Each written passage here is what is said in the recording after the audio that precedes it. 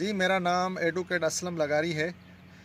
इस वक्त हम मौजूद हैं सिंध के ज़िले टंडोल अयार में। आप मेरे ये पीछे देख रहे हैं, यहाँ पे ये मुख्तलिफ़ तेल कंपनीज़ जो हैं उनकी फील्ड हैं यहाँ पे।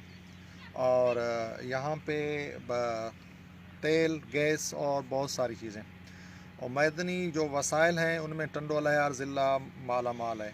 लेकिन यहाँ पे हम जब आए हैं इस यूनियन काउंसिल में, तो यहाँ पे जो सराउंडिंग जो देहात हैं वहाँ की सड़कें टूटी हुई हैं, पीने का साफ़ पानी का कोई इंतज़ाम नहीं, लोगों की एजुकेशन का कोई इंतज़ाम नहीं, उनकी सेहत की कोई के लिए इलाज के लिए कोई सहूलतें नहीं।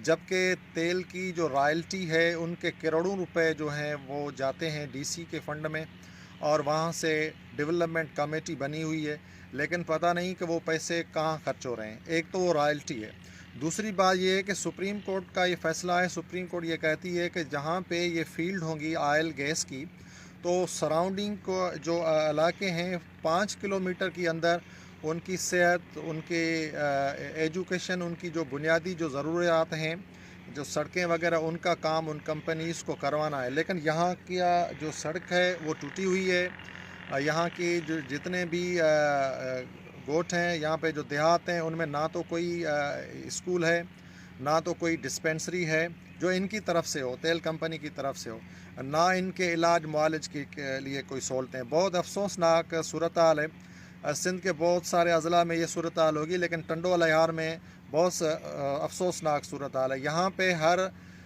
15 दिन के बाद, 20 दिन के बाद, महीने के बाद ये खबर आती है कि टंडोल अयार में तेल और गैस के बहुत बड़े ज़खायर मिले हैं।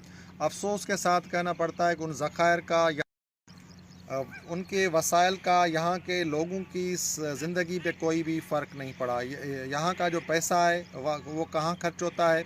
आरओ प्लांट हो, डिस्पेंसरियाँ हों, स्कूल हों, यहाँ पे जितनी कम्युनिटी है, ख़ास तौर पे यहाँ पे जो मिनार्टी कम्युनिटी है, उनके गोट हैं, देहात हैं, उनकी जो ज़िंदगी है बहुत उनके अच्छे हालात नहीं हैं, बहुत बुरे हालात हैं। उनके पास बेहतर वसाइल नहीं हैं, बेहतर तालीम नहीं है, बेहतर इलाज नहीं है।